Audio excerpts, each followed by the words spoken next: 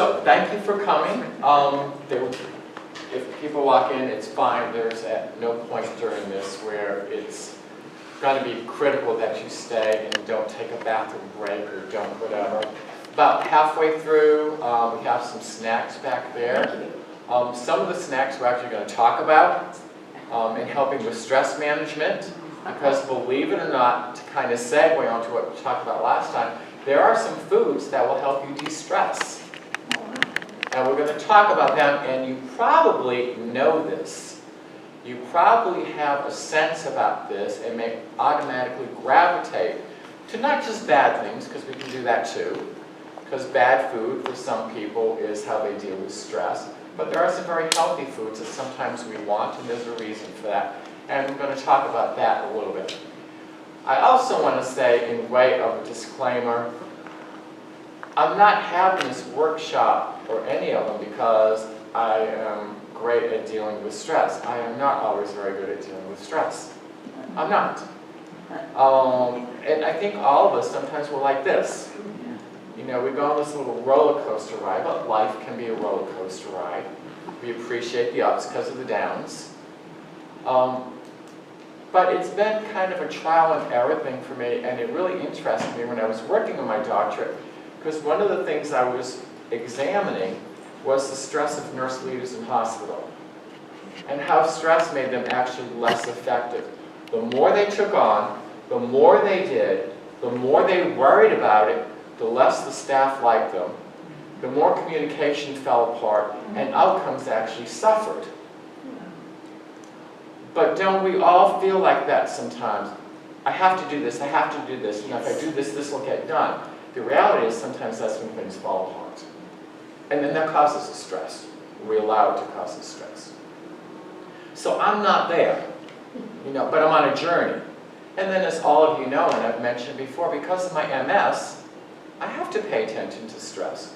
And for those of you that may have autoimmune disorders, and I'm sure some of you do, chances are statistically, probably at least 3 to 4 of you here do, we have to pay attention to that because autoimmune disorders can be greatly impacted by levels of stress. Now, one of the things I was going to have Roger do, I decided not to do, is something I used to do to my nursing students when we talk about stress and adaptation and the physiological effects of stress. And usually this was before I knew the students very well, and I always picked on someone who looked young and healthy. You'll see why in a minute. And I would go up to them and I said, "There's a spider on your shoulder." Well, chances are they would scream, jump up, and I would get this dirty look. But then it would lead into an opportunity. How did that feel? How are you feeling right now? What are you experiencing? Is your heart racing? And they would say, yes. I said, well, do you realize there are people that live like this at a constant level? That actually adapt to levels of stress that for some of us are only there in an acute situation or during a crisis, but some people get habituated to it. And like depression and anger, there's some research that indicates you can become addicted to stress. Emotions are chemicals. And we're going to talk about the stress chemicals in a little bit. And for the chemicals in our body that are neurotransmitters, we develop receptor sites on our neurons for that chemical.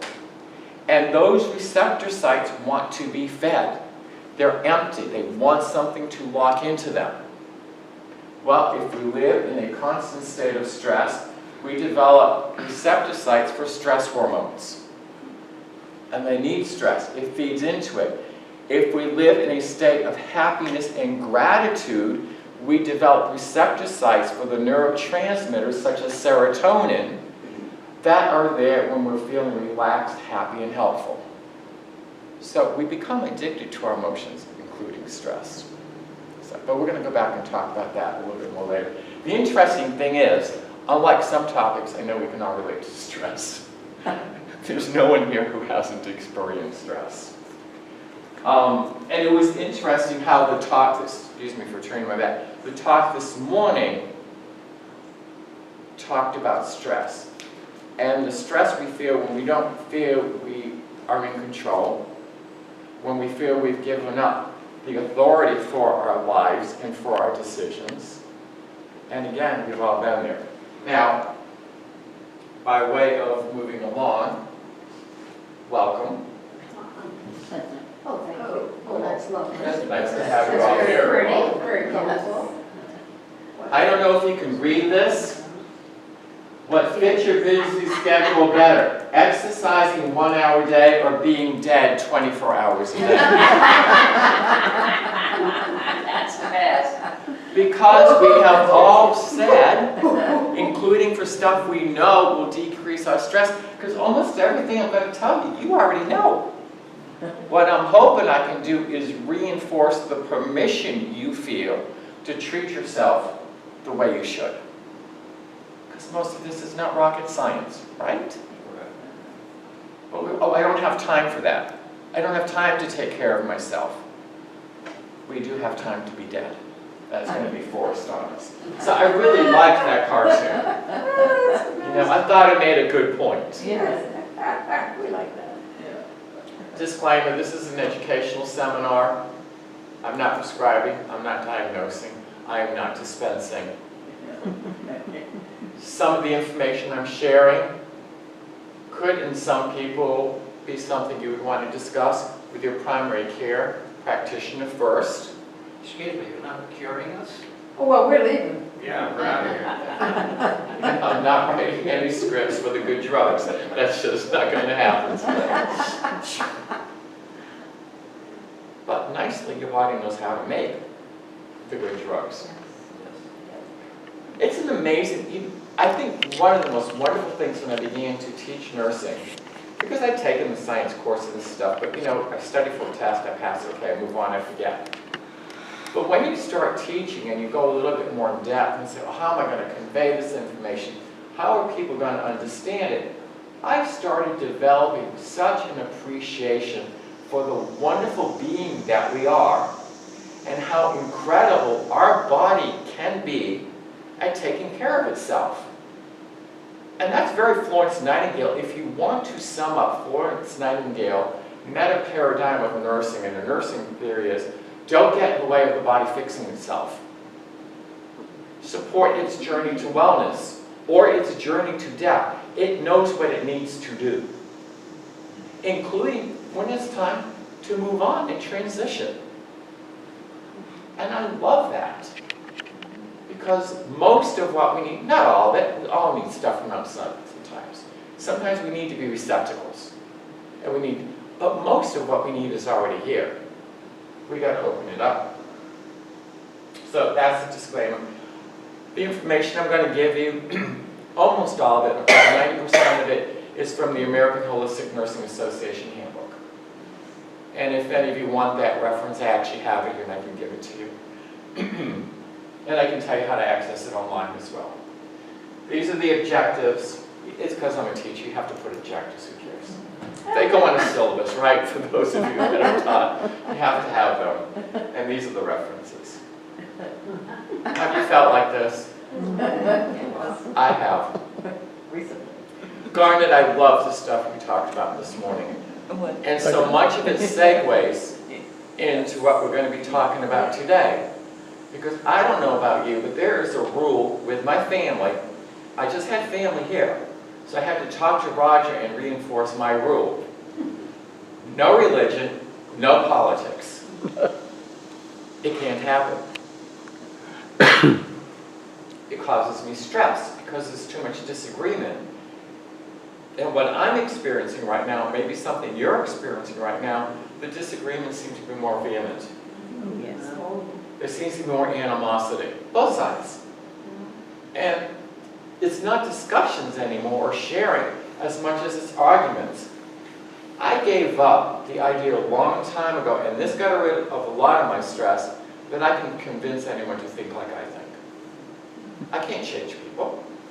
People can change themselves. I don't have that power. And you know what? I don't think I really want that power and responsibility anyway. But doesn't it feel better when you make that decision? Oh yeah, well, I tried telling Roger that I can't control you. Yes. And yet, then I go ahead and try to control him. You know, so I do give mixed messages, am I right, Roger? So this is Roger on those days where I'm giving mixed messages. This is a picture of me when he says, oh, by the way, my family's coming to visit. That's his stress level. Stress. I also love this little cartoon, and this is all kind of preliminary to getting into the nuts and bolts of what we're going to be talking about.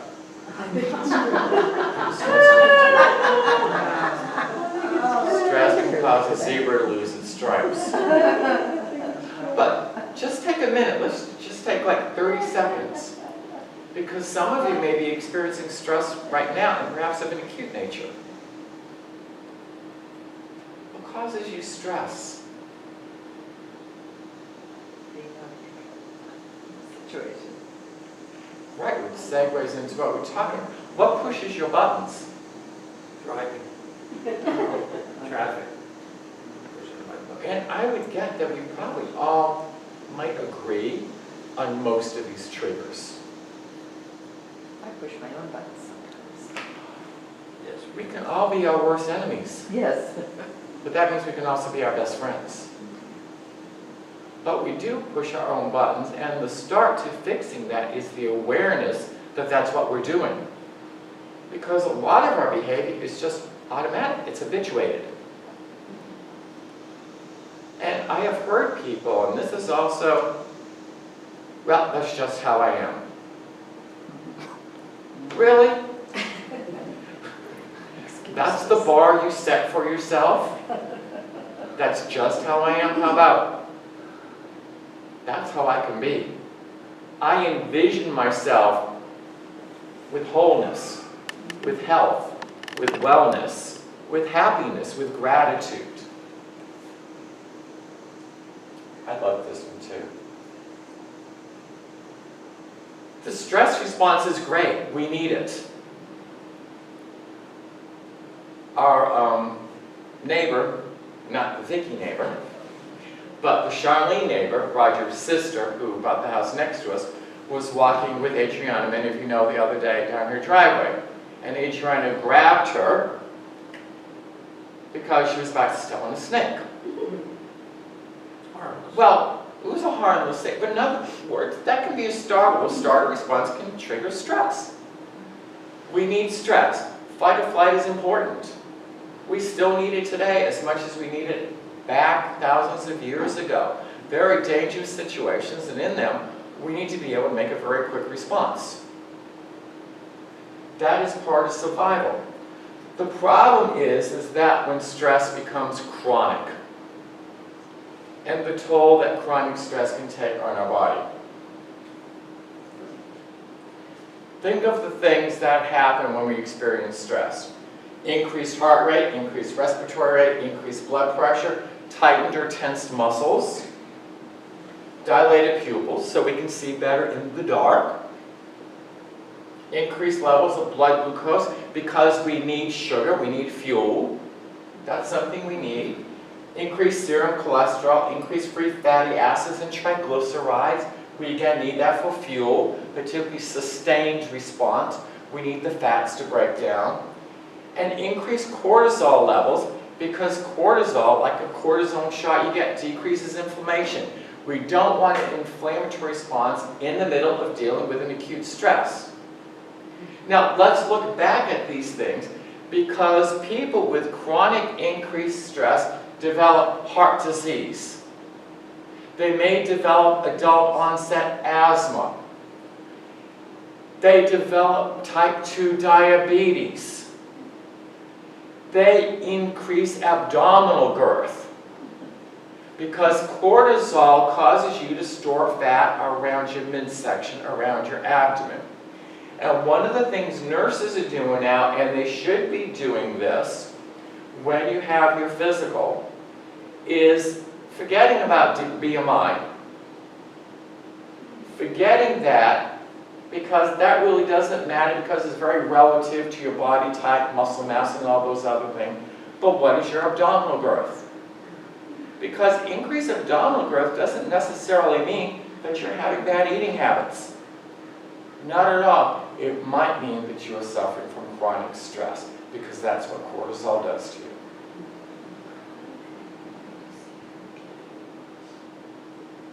When stress becomes chronic, a traumatic threat results in a traumatic stress response.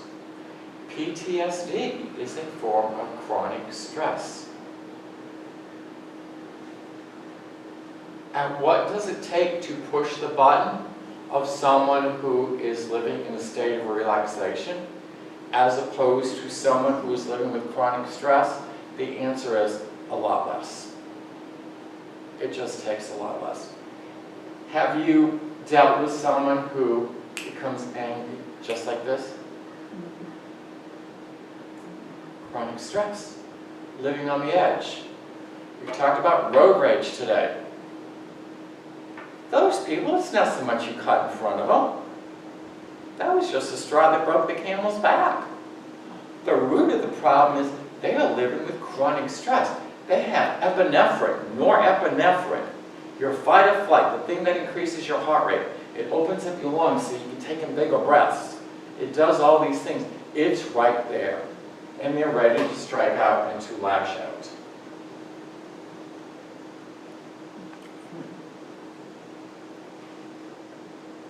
Chronic stress can contribute to the development, hypertension, as I've mentioned, cardiovascular disease,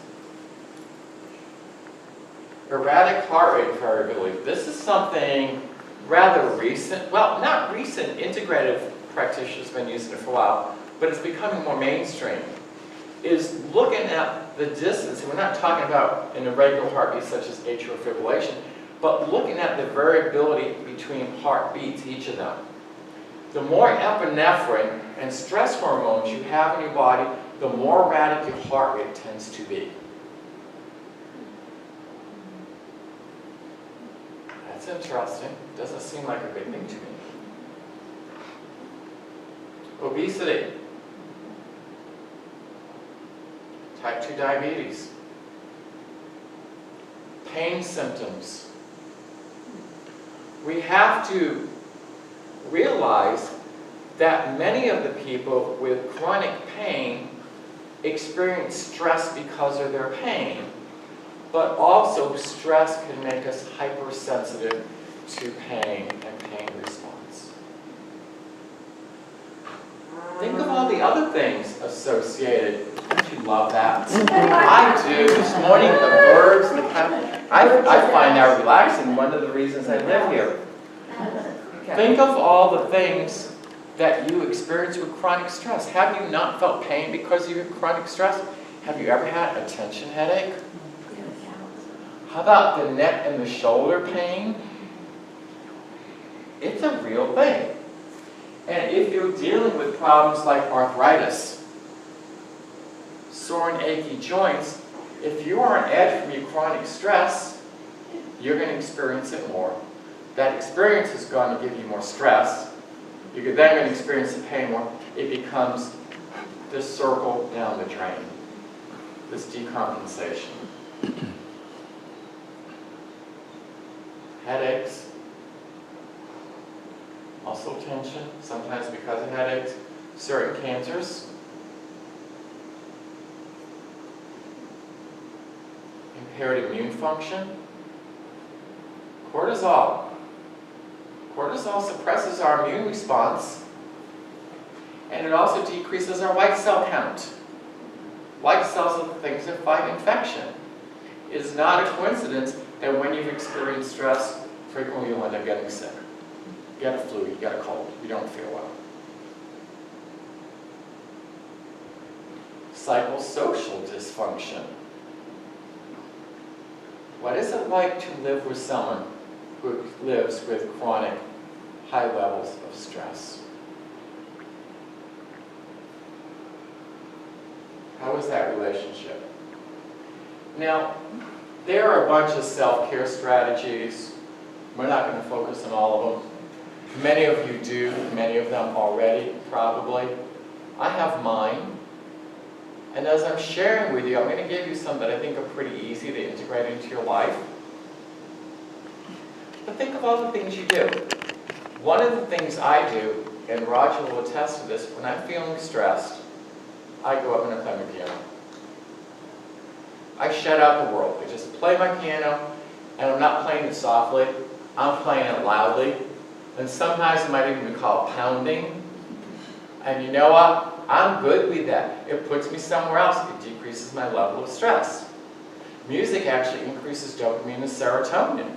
It actually gives us happy hormones. And it gets rid of the others. Marie, I have a feeling music might do it for you too. Cello? Cello. How many of you have pets and use them to decrease your stress? I don't feel stressed when my Harley is sitting on my lap. I can be miserable, I can be angry, I can be upset. I put him on my lap, I have him close, I'm feeling his breathing, his warmth. He starts licking my hand. Everything is okay. I can't get rid of all my problems. I can't get rid of all the world's problems. But I can take care of how I respond to them. What do some of you do when you experience stress? Positive or negative? Some people eat. Some people drink. Some people develop other addictions, such as sexual addictions. Some people become emotionally abusive. It's a form of projection or displacement. Some people pray. Some people meditate. Some people isolate themselves, wall off the world, wall off the people. Sometimes we have to. Are there any of you that have made sure you don't live too close to family?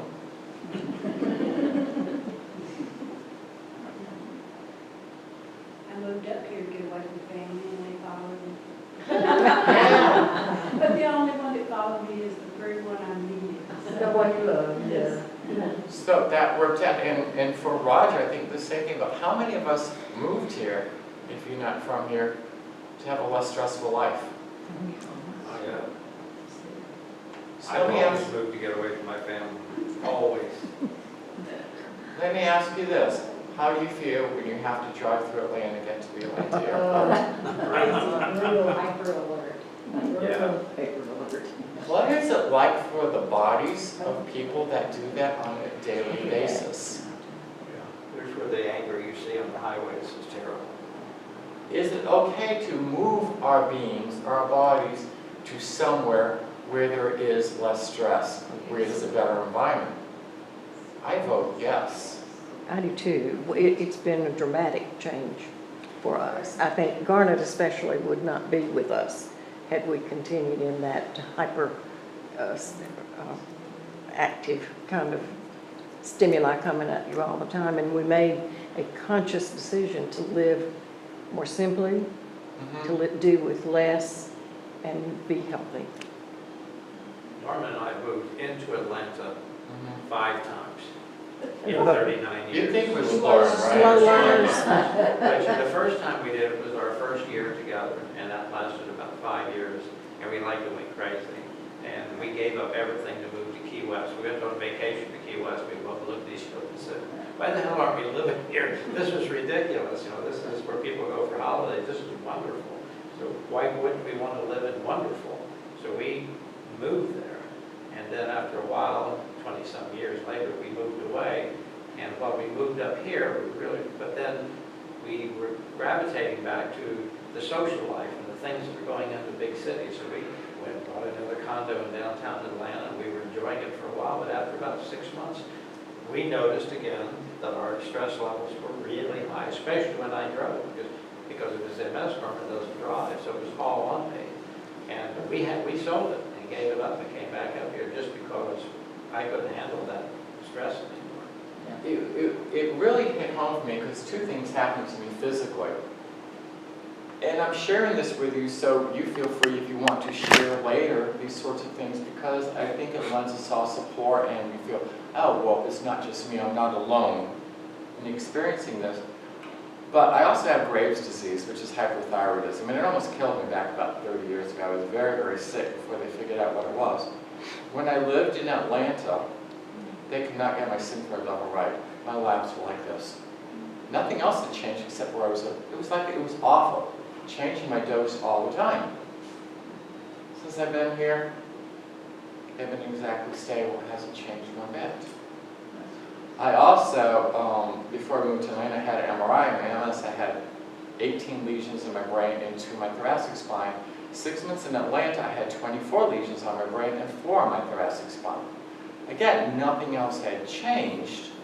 And I looked at Roger and I said, living here will kill me. I do not have, and I recognize my limitations. And that's important because when we find our limitations, we get stressed.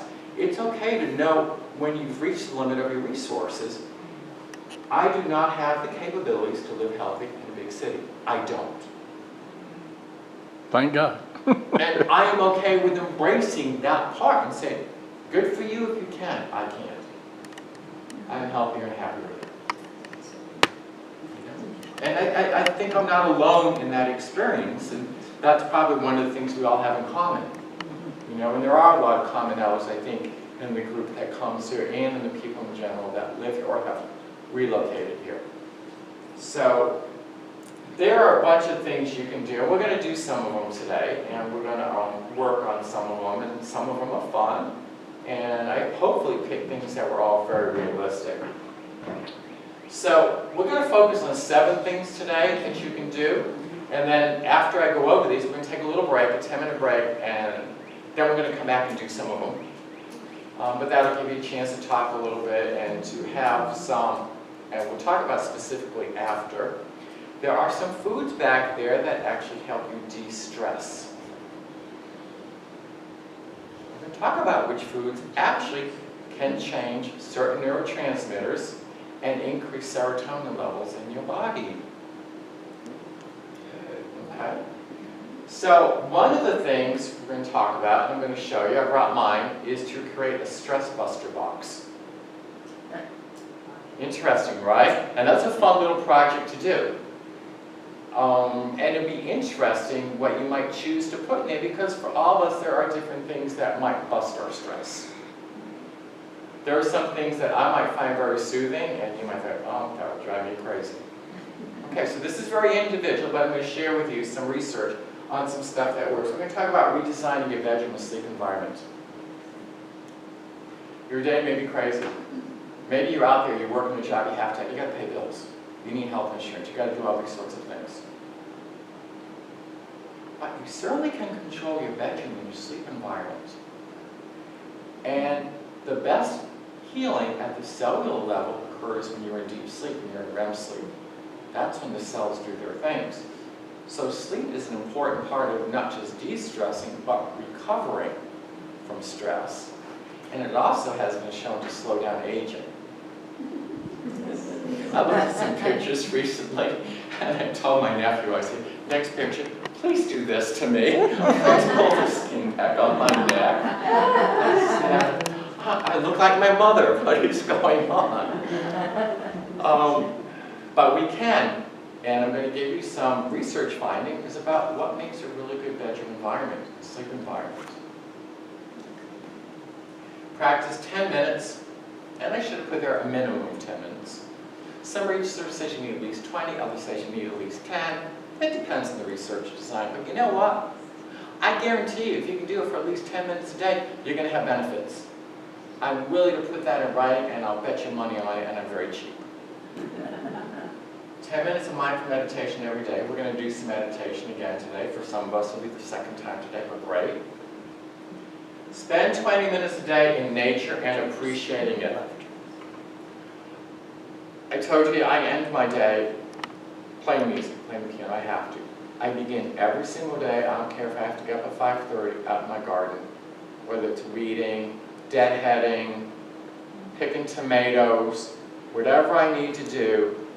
Sometimes nothing ready, just smelling. Vicki saw me this morning, I was still in my PJs, was I not? Out there in my garden. It starts the day.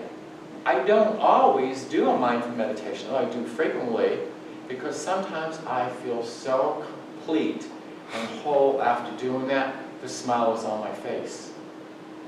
And I know you are agreeing with me, are you not? Because I'm seeing you nod your head. And I think another commonality we have in here, right, are so many of us enjoy nature and the garden. And I love this setting because it reinforces our appreciation for what is healing around us. I tell Roger every day when I know he gets tired, maybe he doesn't. Yes, I do. He does. When we leave here, I feel so much better. I love all the speakers. I love all the music, but sometimes it's not that. Sometimes it is the setting. What a special spot we have here. I get lost in it sometimes. For me, it's magical. And I feel blessed that this presented itself to us. Aromatherapy. I'm going to give you an aromatherapy recipe that's easy for you to do, along with some precautions. We shouldn't always jump into all aromatherapy and essential oils without a little bit of knowledge. So I'm going to give you a little bit that you can remember. And we're going to talk about that. And there are great resources online now.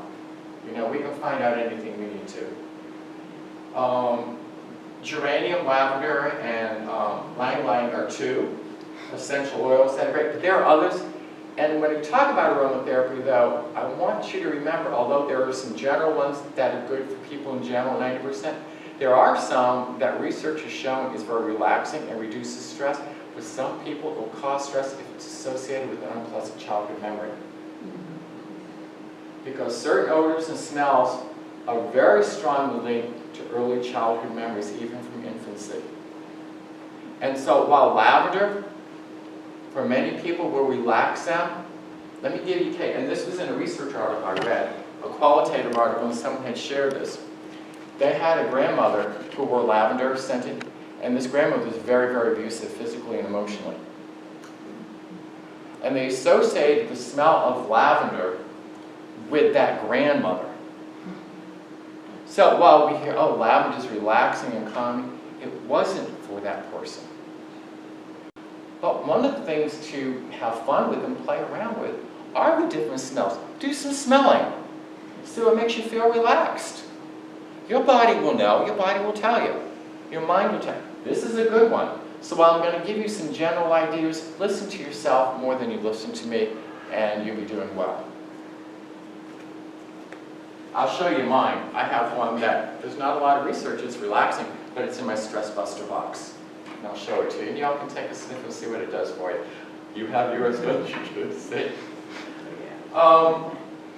Food and nutritional intention. And this kind of segues from what we talked about with mindful eating.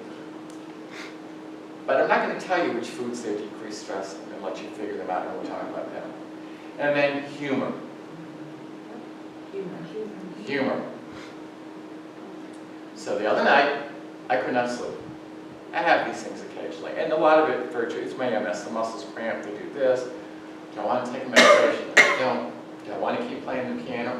And sometimes I just give in and say, okay, we stream TV. There are some great old comedies on there. So I sat up and I watched I Love Lucy and The Lucy Show, and I watched Gidget, and I watched a show called Love and Marriage, and I watched Petticoat Johnson. Okay, yes, some of them are a little sexist, but you know, for the time, I was laughing my butt off. And you know what, that morning, I felt like I had a good night's sleep.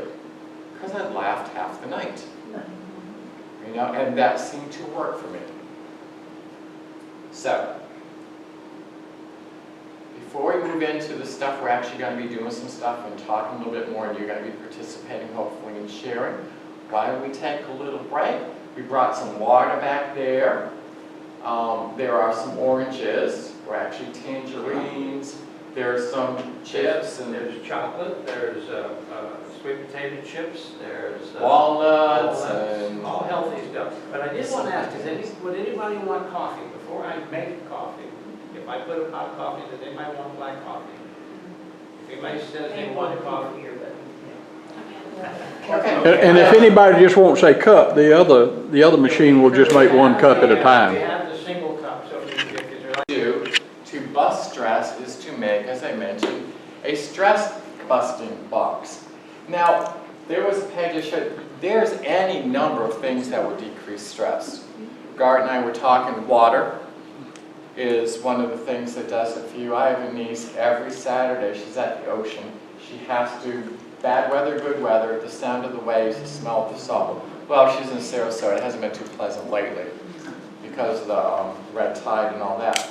But a stress-busting box is one, and I want you to be thinking for a minute, what would you put in your stress-busting box?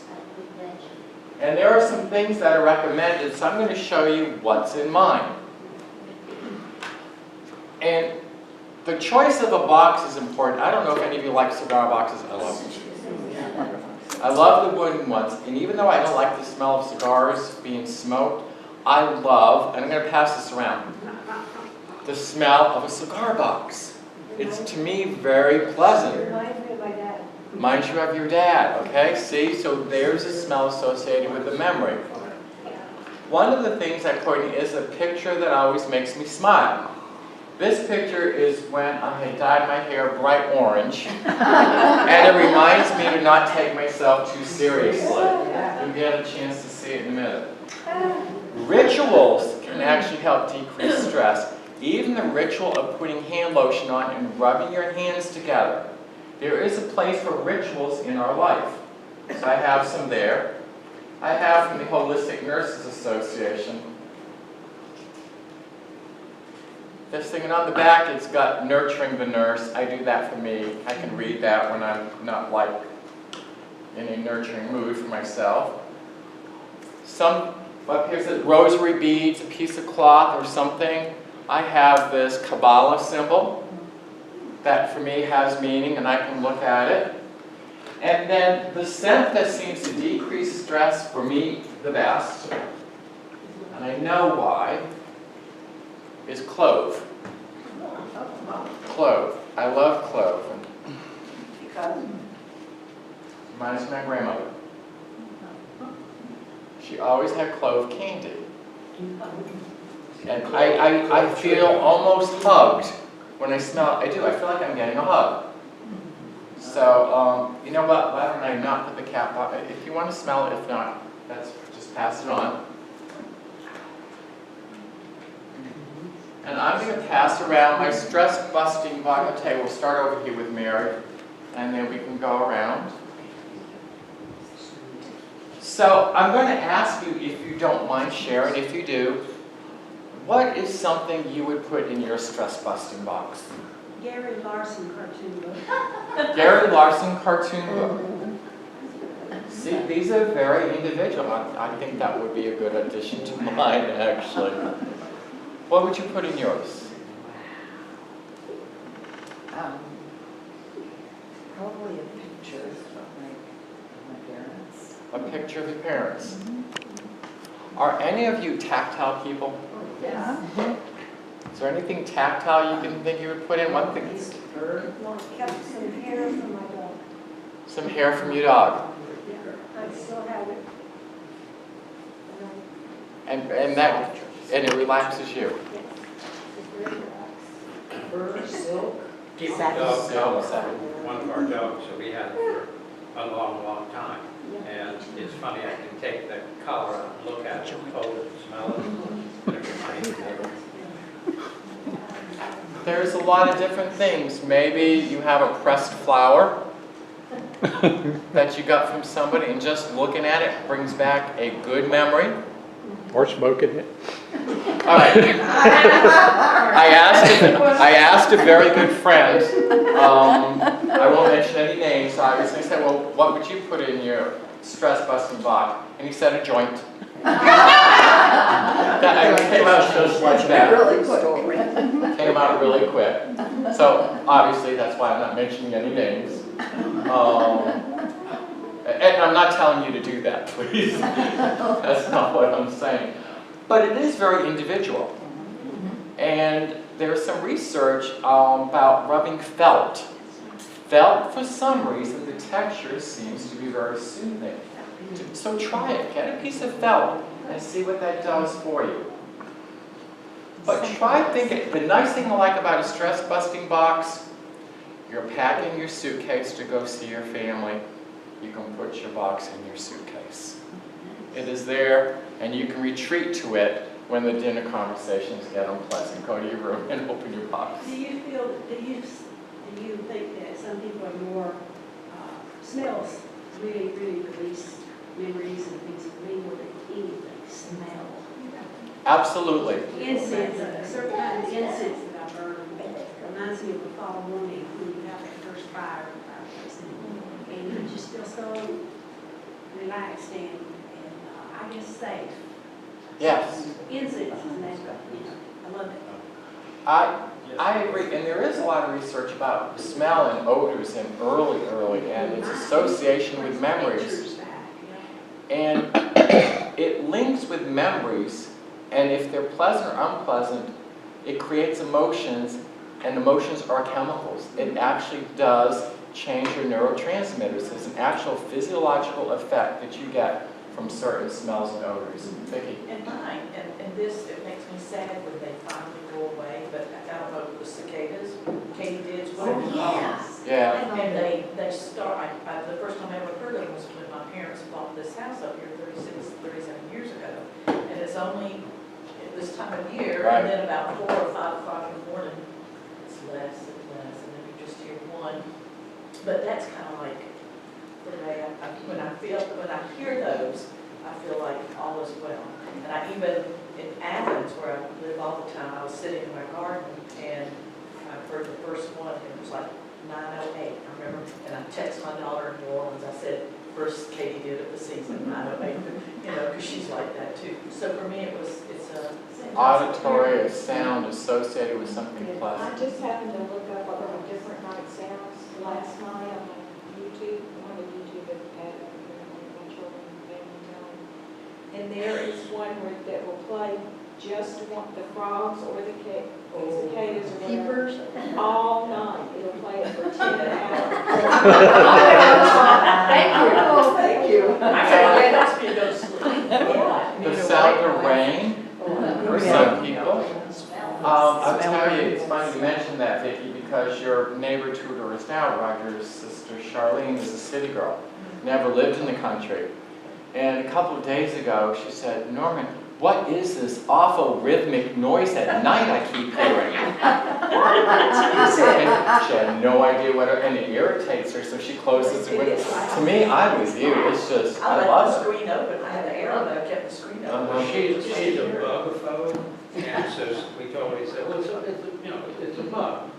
And she said, bug? I mean, that much. I think a lot of that has to do with the associations that are made with it. Associations that Because are I made. love the summer night sounds. Mhm. And I know that I associate that with being a child and sitting on my grandmother's screen porch on some summer evenings.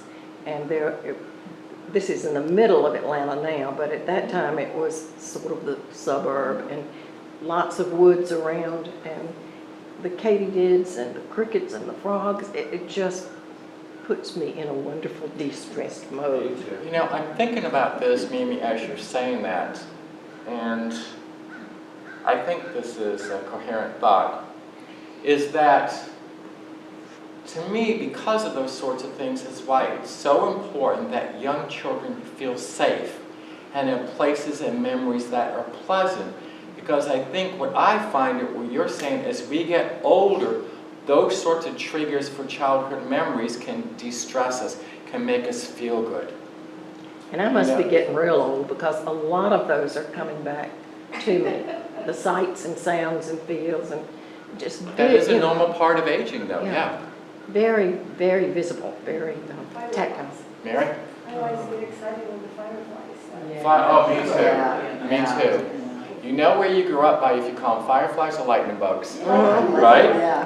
Right? Isn't that funny? Yeah, me too. I get excited when I see them. I have the same response when I see the first hummingbirds. Oh, But another thing, speaking of that, and it has this happy thoughts, when they start going away, or lightning bugs, there's a sense of sadness and a little sense of loss. Yes. When the seasons change and it goes back to the cooler nights and, those things. I think it's strange. I mean, last week, like a kid, I was out, because, we have a huge deck, and our house is a tree house. We're 50 feet off the ground. And when you walk out on our deck, it's quite a drop. And I love going out there. And the other day, I ran back in the house like a 12-year-old. Norman, come look, come quick. And you know, what? And I thought maybe it was a bear. Fireflies, look, lightning bugs, everything. And he even got excited. I said to him, smiled, he said, isn't this wonderful? And we just sit there watching the fireflies. You know?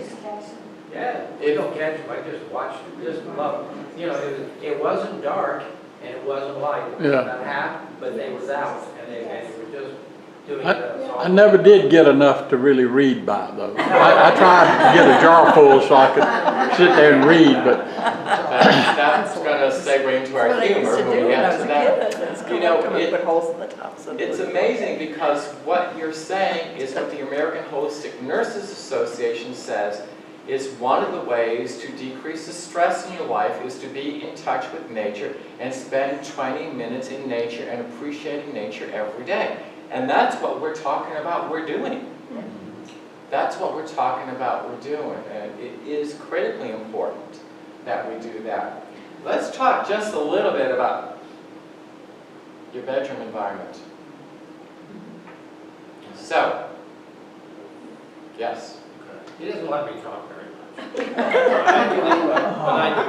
Oh, And I started telling them about what we're talking about, redesign your bedroom. If you come to our cabin, we're a 2-story cabin, the bedroom and half bath was up, and downstairs, big eating kitchen, another bath, and our living room, which would allow us to the deck. And Norman and I moved our living room, which we only go into at night to watch TV, upstairs on the balcony. And we took the living room and put our bed in there because we have an 8-foot sliding glass door. And so when we wake up in the morning, as soon as you sit up in bed, you look right out into the trees and you see Black Rock Mountain directly out our window. We can watch the sunrise, we can see the sunset. It was so important to do that. And we sleep, I do, 8, 9, 10 hours a night. But I love waking up and seeing nature. So how you can move even rooms around. It's a nice change. It is a nice change. The bedroom is for sleeping. A lot of research supports that. The bedroom should not be a place to watch TV. It should not be a place full of electronics. It should not be a busy place. It should not be an office. And it should not be cluttered. And there is some research that demonstrates the value of that. So let me suggest, and only suggest, some changes you should make. Get rid of the electronics. The other day, Roger insists on an alarm clock in the bedroom. I said, you know what, you get nothing out of here. What did you take out? I took the alarm clock out. There is nothing like, your cell phone should not go in the bedroom. Nope, I got rid of that. Mine stays in the kitchen. Because electronics in the bedroom disturb sleep, and anything that disturbs sleep is also something that will cause stress in your life.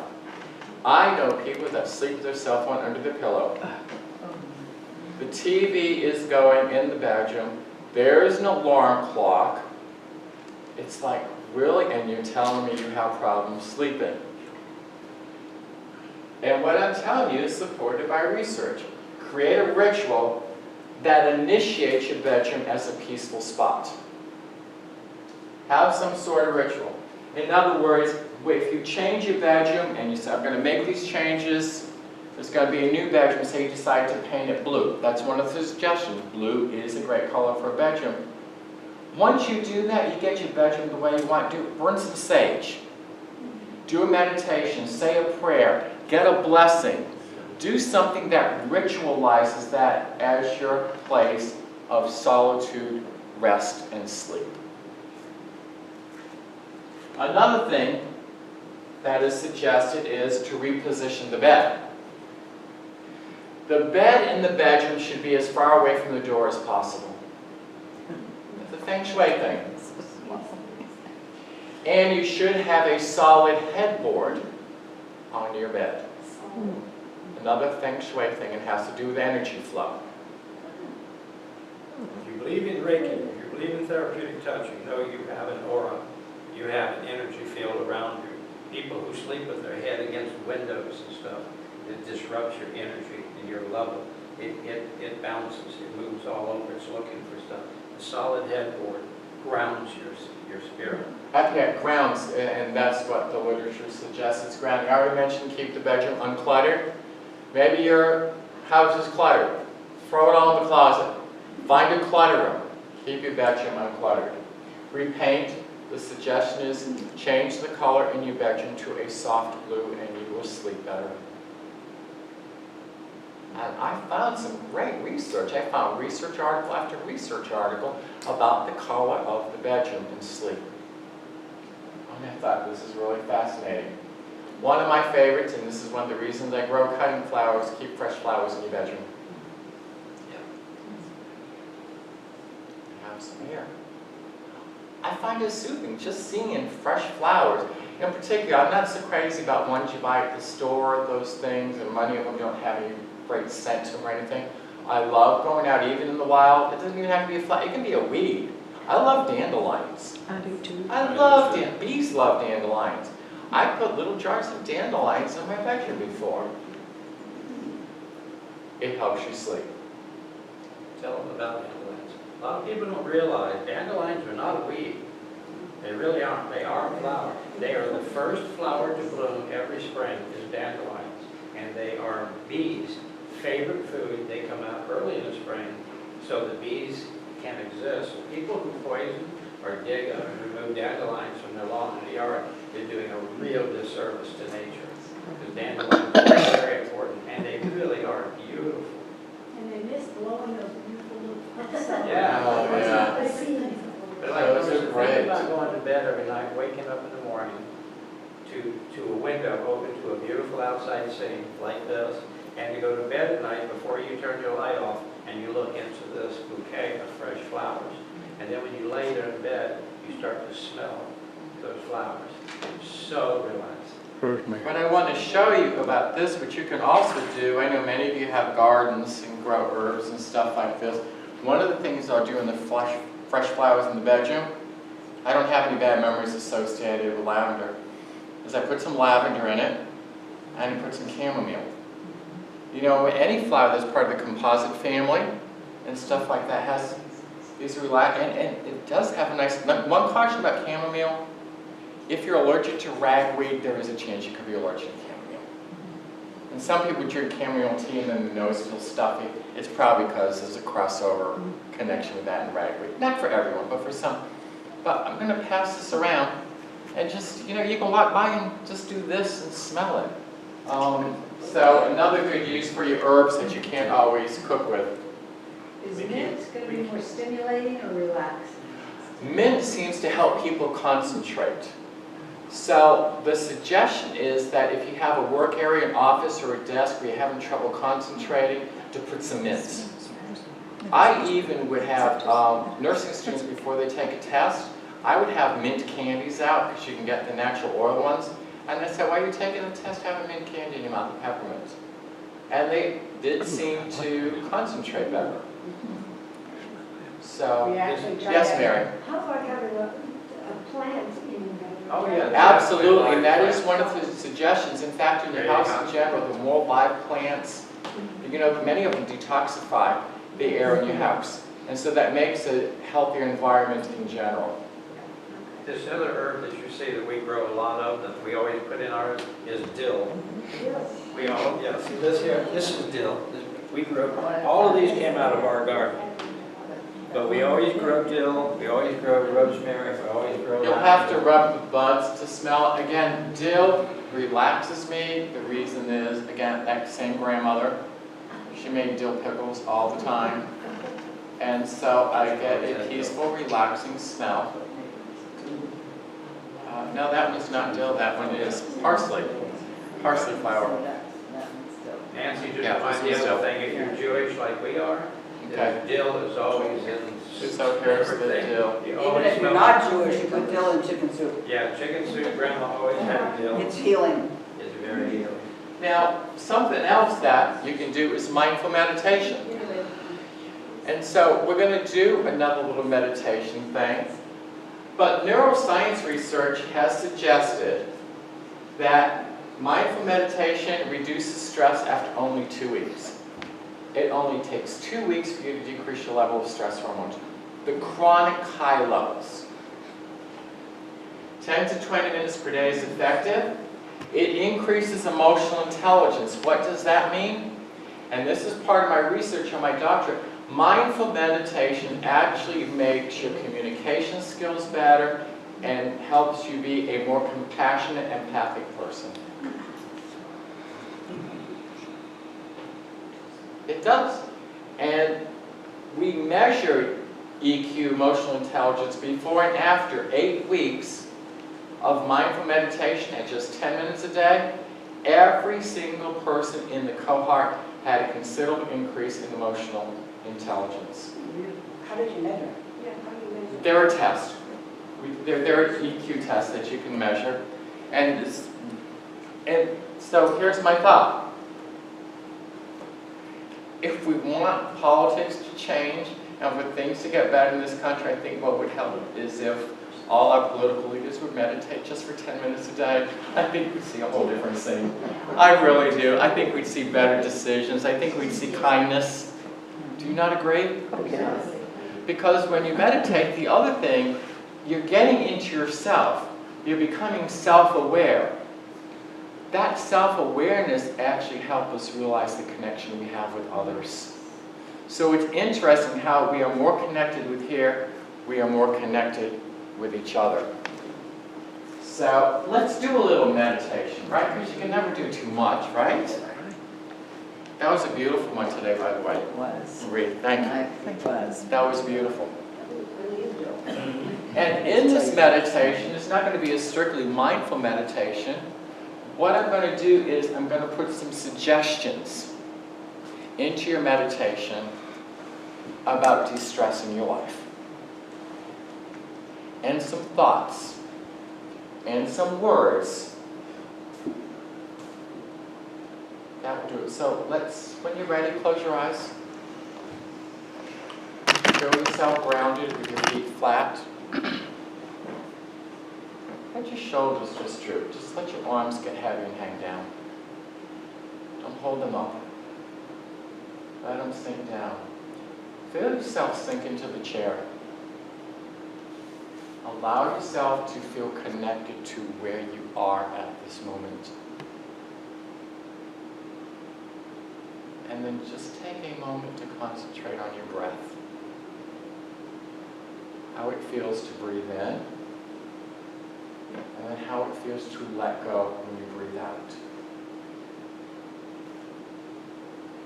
Focus on that for a few moments.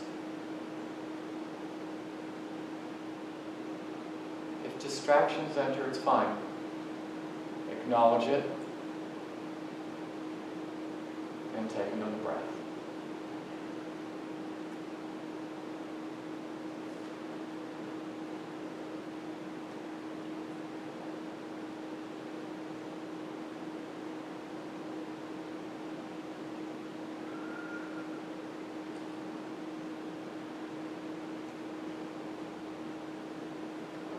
When you are not feeling stressed, you will notice that the muscles on your forehead do not feel tight.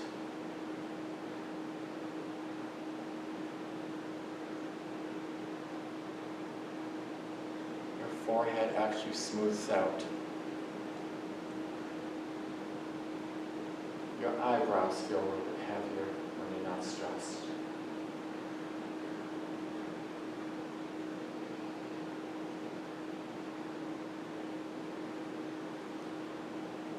When you're not stressed, you will notice that your neck does not feel tight.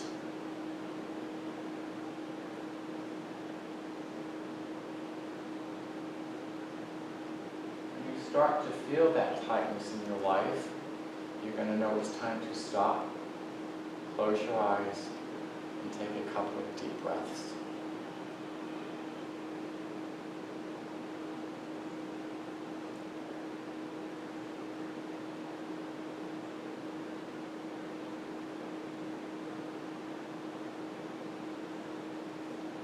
You are aware of your body slowing down.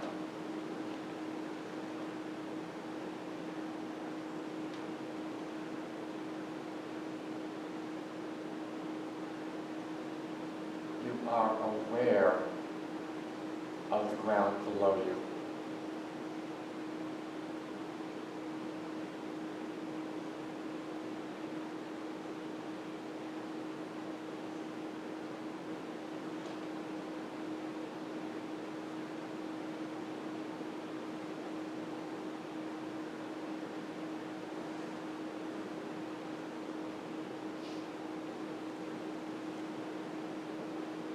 Now I'd like each of you to pull something out of your memory, something from a special place, a special person, a special word or thought that gives you joy.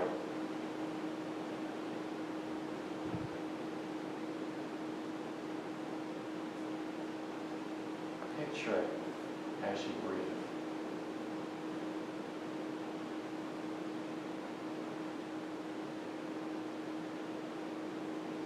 Know that it is always with you.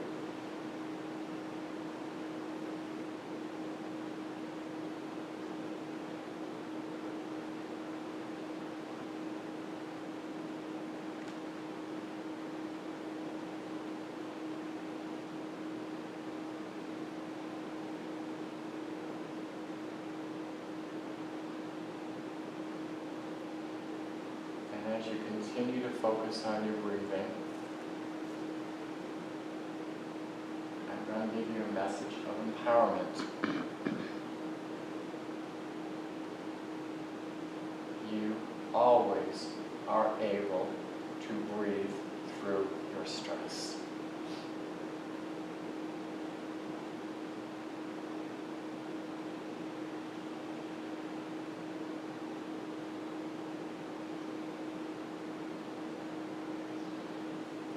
Take a nice big breath in. Slowly exhale. And as you are ready, you can open your eyes.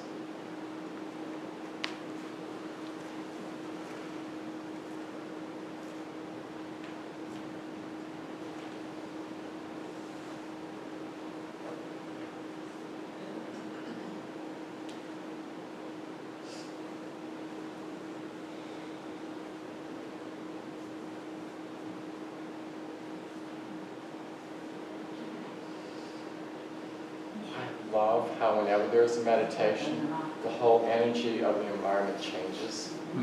It's palpable, right? I was talking yesterday with someone, no names, some of you know this person. Oh, I just can't do that. I just can't be quiet. I just can't meditate. You've had 3 heart attacks. First one when you were 40.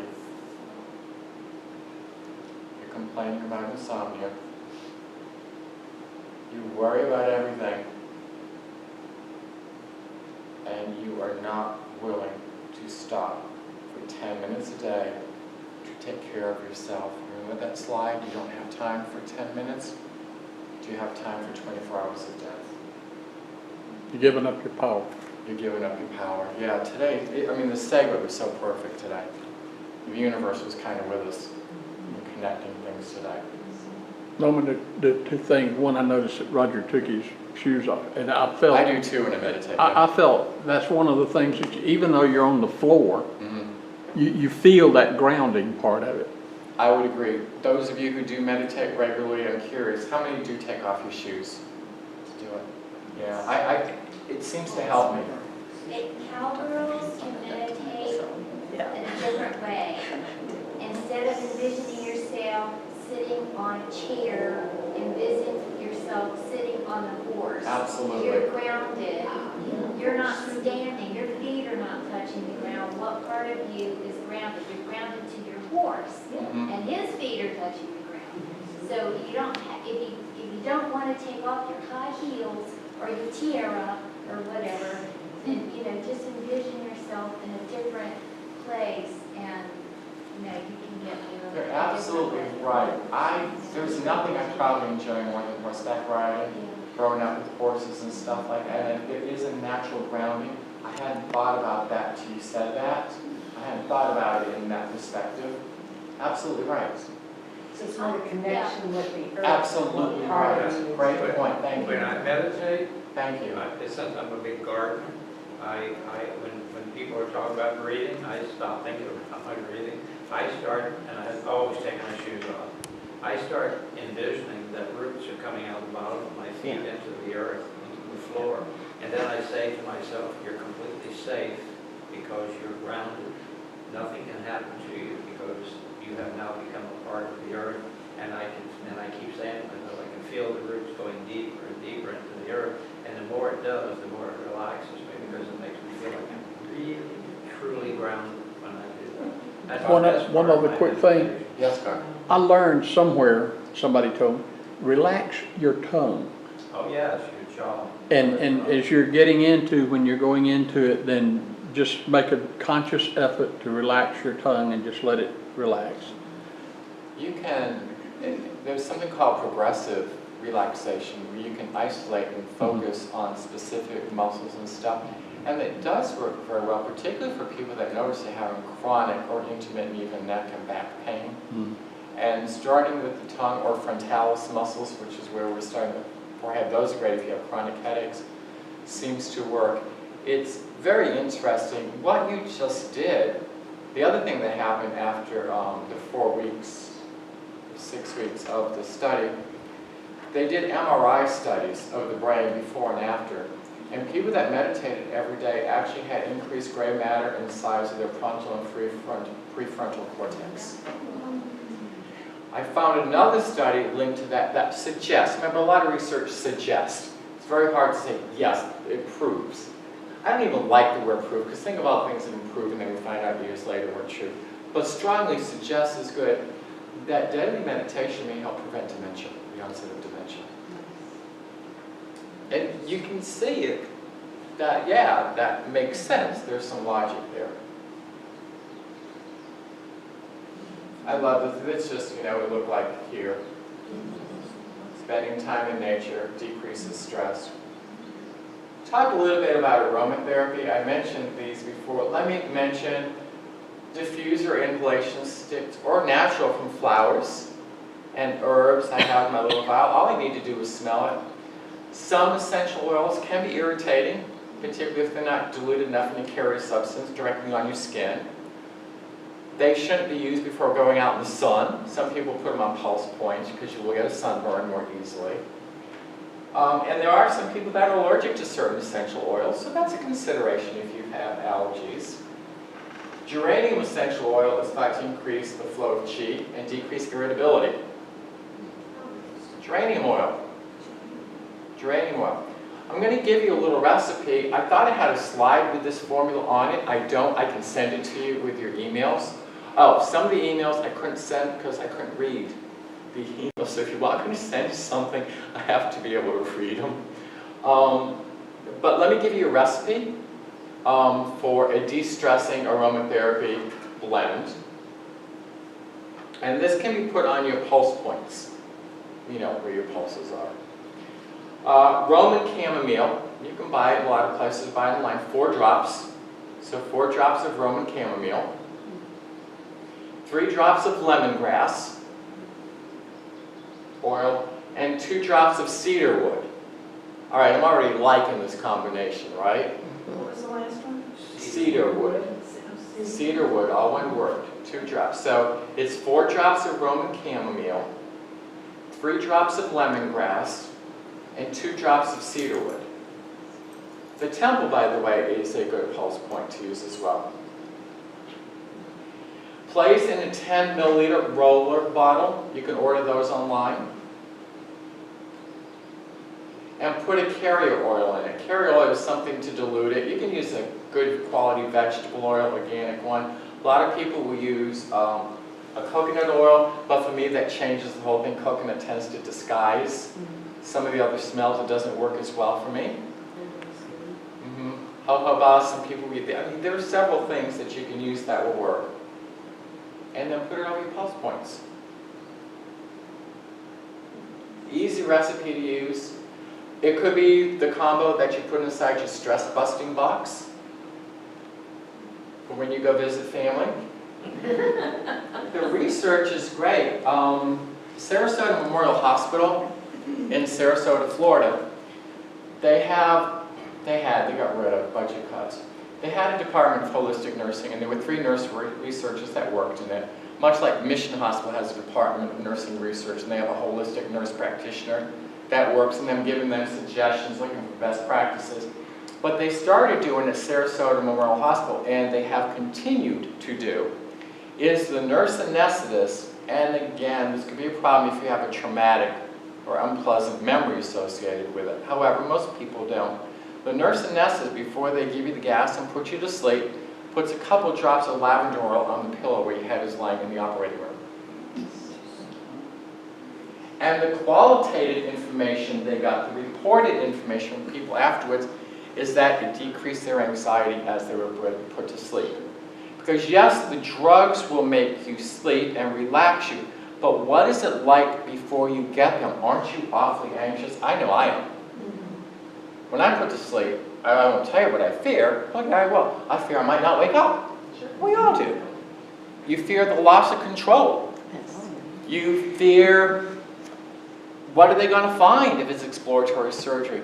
They had incredible data from people from just putting 3 drops of lavender oil on the pillow before they put them to sleep for the operating room.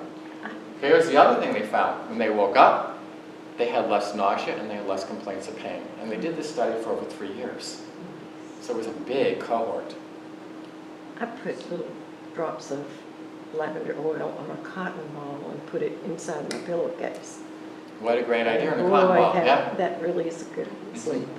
How long does it last? How many Several nights? days. Several days? So there are so many things. There are so many things we can do.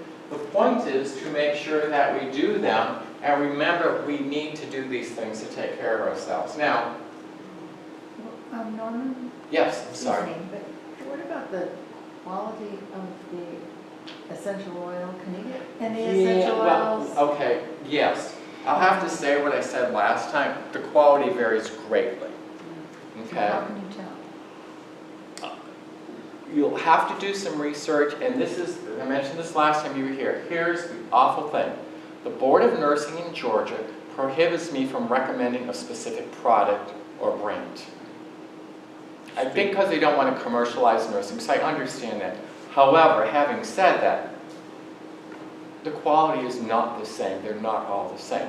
Some of you here I know use essential oils and have some expertise with them. So let's share that information. I'm going to do that because you bring up an excellent point. I've made my own, and I found that's good quality. Yeah. You can also, most of the health food stores that carry it will have tester bottles. Yes. Open them and sniff and ask your body, what do you want? Absolutely. Your You will body often knows. feel one is much stronger than another. You'll Yeah. just, so it's a good idea to just, let's That's test your absolutely body. right. That's absolutely right. Yeah, and yeah, try before you buy. Yeah, some of them aren't inexpensive. Some aren't, some aren't. You don't So buy that- shoes until you try them on. You don't drive a car until you figure it out. Yeah, You should smell and you're right, there are tester bottles, so yeah, use them and then listen to your body's response to them. Let's talk about the foods. And basically the foods work because they increase serotonin levels. So this isn't just a food, but this is a nutrient. B-complex vitamins tend to decrease your stress, and they also provide the things your body needs to fight stress. Okay? Stress actually depletes certain B vitamins. So a good B-complex vitamin, if you're living a stressful life, is extremely important. Can I say something? Chuck, yeah. If you buy your vitamin like Nature Made, which is a very good brand, you know. Yeah, I can't say that. Like if you go to Ingles, you're looking up all the B12 and stuff, there's one there that says stress B12 or super stress B12, the best one. And it's for people who are stressed. But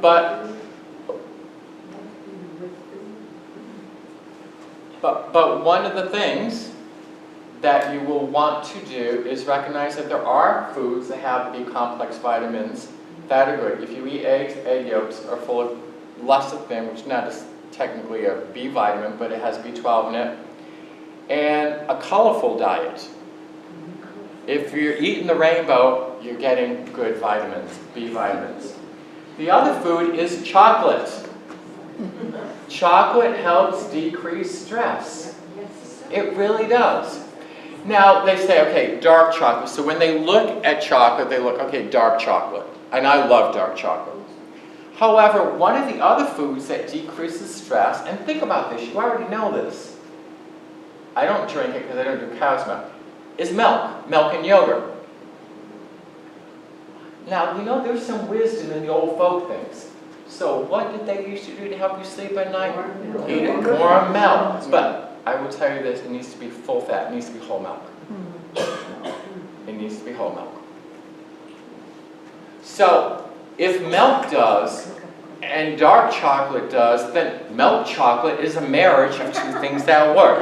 So I say all chocolate works. Yeah, let's vote. But isn't there more sugar? Is there not more sugar in milk chocolate? There is Yes. more sugar. Yeah. And again, Takes you order of man. balance and portion control is critical to almost everything. So What about almond milk? No. it doesn't have the same effect. No. Oh, it has calcium. It has calcium, and calcium is good for your muscles besides your bones. We forget that. Calcium is also essential if you're having muscle tension, and calcium is very, very important. So the other food that seems to help with stress are oranges and citruses.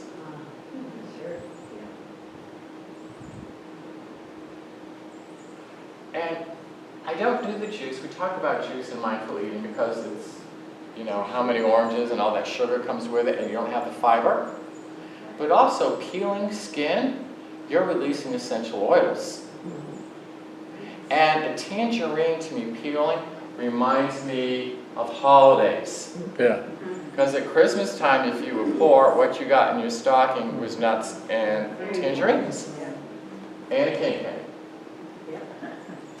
Right? So it's a pleasant, but oranges tend to do it as well.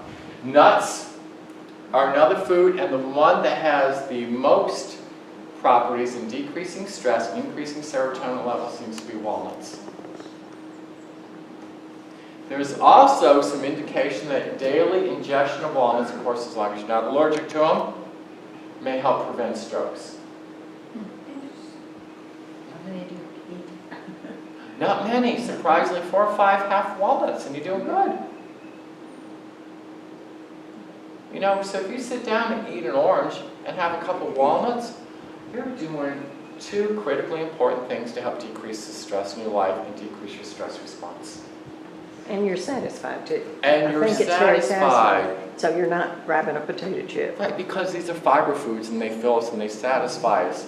I remember I started by saying most of this is not rocket science. We know most of this, right? I would say, did you have something? Okay, I thought maybe you were raising your hand. So, here's something else. Humor. Now, I had found, I thought I had uploaded it onto my computer, I didn't. I found out this morning we don't have Wi-Fi here. I was telling you I was watching all these comedy shows when I couldn't sleep. The other thing I watched was I watched clips from the Carol Burnett show. Oh, yeah. Oh, they're great. I do not know if there's anyone funnier than Tim Conway. No. And you know, I've seen him interviewed.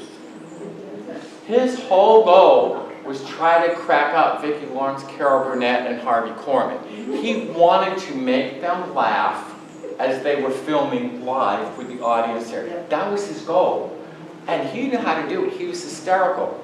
Go on YouTube, and there is a video, and it's called Tim Conway and the Elephant Story. Just love it.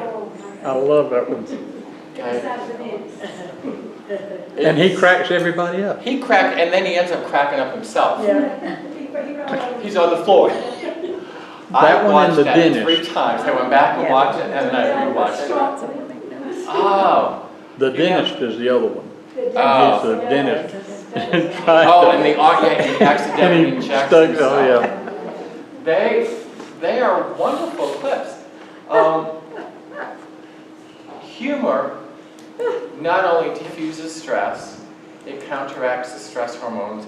Remember, emotions are chemicals. you're increasing the positive chemicals in your body that are neurotransmitters, and they actually make you happier, and they eliminate stress. So daily doses of humor actually competes with the receptor sites for the stress hormones, and if you have enough humor, you do not physically have enough room on your neurons for the receptor sites for stress. It's an actual thing that happens to the neurons in your brain. Mary. I didn't realize it, but I've been under a lot of stress lately, and I Right. found myself watching YouTube stuff, and funny animals, funny, anything funny. And, or they also have music that you can just listen to also, but I didn't realize that what I was actually doing was reducing my stress. You consciously didn't, but your body did, and you listened to it. Yeah. And the other one is a baby laughing. Oh. You All can't right. not All watch right. a baby I'm laugh. supposed to do something. Thank you, Garnet. I forgot to do this. Hang on. I want y'all to listen to something. Thank you so much. It's like you're on my brain. I want y'all to listen to something.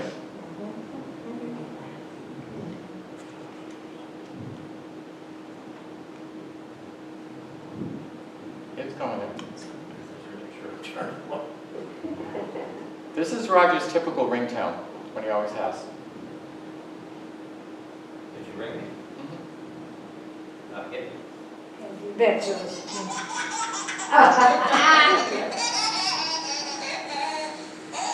love her. Come on. I will play it sometime when I'm stressed. It's great, right? Yeah, I downloaded it, but there's 5 or 6 of them. They're called Baby Laughing. That's so But I have found many, many times when I turn my phone off and turn it back on and I can't, it's like watching, Tim Conway. I immediately start laughing. That was so funny. And another, if you like, if you're on Facebook, there's a thing on Facebook called Dodo. Are you familiar with Dodo? Like a Yeah. dodo bird? And that's the symbol is a dodo bird.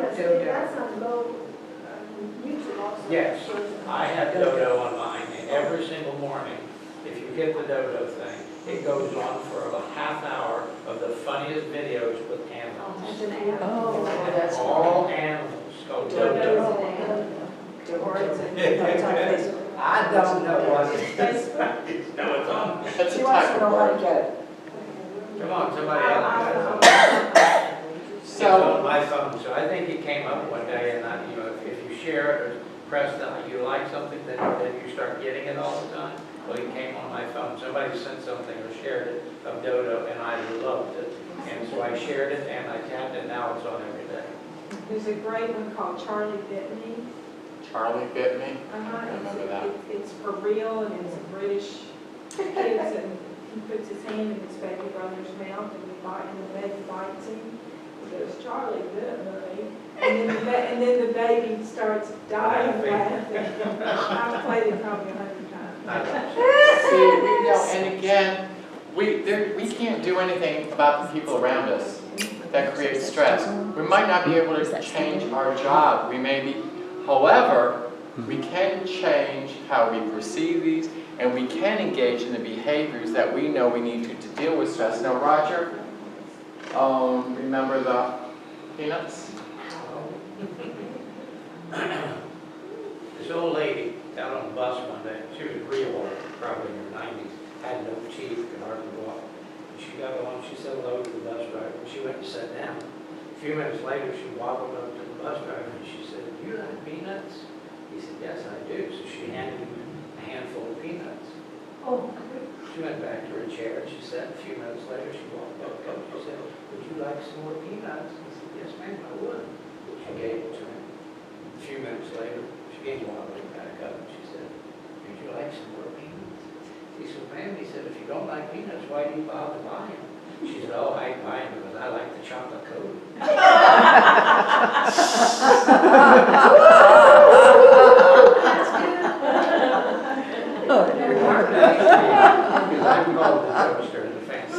Stand up so people can hear you. Your voice is a little low. Tell tell them some of your jokes? And I said, I can't. It's a They're- church for one. It's No, not a church. No, Not no, very much. you can tell this next one. But the other one I thought was kind of funny, and it's sort of sexist, but two young blonde girls in Oklahoma were sitting on a park bench, and one looked over at the other, and she said, I was just wondering, which is closer to us, the moon or Florida?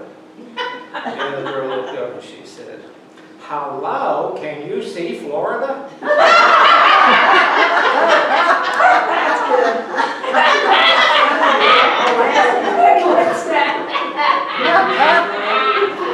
That's So, humor works. Humor works. Before we end up and have something to read for you, are there any questions, comments, sharing? You got time? Anyone have any thoughts? No thoughts. That was a sweet one that I love sharing with people about relaxing. Do you remember, isn't this Leonard Nimoy? Yeah, the Vulcan or something Was sign. live long and prosper. the long problem. And if you want to add one sweet thing to your evening routine after you brush your teeth, is put your ear between your fingers and slide back and forth across your T&J joint. It will help relax any tension from the jaw that you've been carrying. It's not like digging in or rubbing, it's just gliding across the joint. And it often will feel so good it'll give you goosebumps, but it's just a space of reminding yourself. You put a little sign on your mirror, live long and prosper. And you know, Let me tell you another bedtime, one. and if you make it a ritual, that's an important part of having a good night's sleep. I'll tell you another one that's really good. Norman said to me last night, as a matter of fact, he said, do you have a headache? And I said, no, because when I do have a headache, I have a ritual, and that is I like to pull my hair. I like to lay down, and if I have a headache, I put my hand Yes. go like that, and I pull my hair real tight. It relaxes all the muscles in my scalp, and it helps. And sometimes when I'm a little stressed, I'll lay in bed and I put my hand up like that, and I press into my forehead real hard, or I reach up and I pull my hair and I pull it back real tight. And for some reason, it relaxes all those muscles up in here, the ones that, you end up doing this all the time. It just relaxes everything in the top of your head. And That ain't gonna work on me. Eyebrows? I think you pull too hard. I pulled too hard evidently. Say more humor. Yeah, Roger, I do acupressure on him, but I used to have to, like, every day do acupressure on him on his gallbladder channels because he used to have excruciating headaches. But moving to the country and him gardening out every day, he seldom has a headache. And they were tension headaches, they were stress headaches for sure. Mary, you had something you wanted to? No, Shirley. Great. So I was in the Dulles airport yesterday afternoon. About stress, yes. Yes. And I needed to get the 13-year-olds to Elmira, New York. And things were getting later and later. And we were going to get to Elmira, but my flight to get back home, I was going to get on the same plane, go back to Dulles, and then go back to Greenville, and then back, and all in the same day. Well, that was stressful enough, just the thought of it, but it was well planned out by me and the airlines. But as things got later and later, I realized I'm not going to make this connection coming back. I'm going to end up spending the night in the frickin' Dulles airport, excuse my French. And I started getting so stressed, and there's nothing I could do about it. And I've spent nights in airports before, so I started imagining, and the stress level was getting to me, and the head was getting tighter. And finally, I just sat down in my chair and closed my eyes, and I meditated for 10 minutes. And I really was okay after that. Wow. And then I walked up to the gate agent and said, this is my situation. Is there any way I can just I can just desert these girls? And she said, sure. Wow. And she worked it out with me. Wow. But meditation really made a difference, and it usually does in those situations where you didn't want humor because nothing seemed funny right then. I think what unfolds tend to be more positive when we de-stress and we calm ourselves because we're open to possibilities happening instead of what could just as easily happen is going up and yelling at the ticket agent or venting your frustration or anger, which I've seen people do.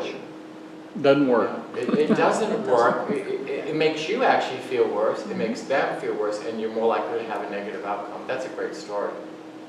Yeah, I feel for you. We once spent the night on the floor in the Newark airport. Ooh. I remember two things. Yes, Mary? One for power. We had a workshop, maybe I don't know how many years ago here, and Kathleen and Ewing and whoever else, and they had a rose, that they gave us a rose to hold. And they said, now, just keep your rose next to you. So we did, and then we put it out in front of us. And it was amazing how those that kept our power further away from, and protected from others. So we have a little tiny rose on my mirror. And when I know that I'm going to have to meet something or someone who could steal my power, I look at that rose first, and I get my energy out so that I will be protected from it. You're preventing a stressful situation from affecting you. And another thing on the stress I have, when I go to bed at night, I say to myself, this is all you have to do right now. This is all you have to do, to calm, and I go to sleep. Sometimes I do nursery rhymes, but usually I can just, as long as I convince myself, there's nothing I can do, absolutely nothing to do but sleep. And it's really helpful. That is the purpose, primary purpose of the bedroom, absolutely. Yeah. It's not time for being on your cell phone or on your computer or all that other stuff that people do. Just like, Just sleep. it sounds so simple, but it's so important. Not sleep.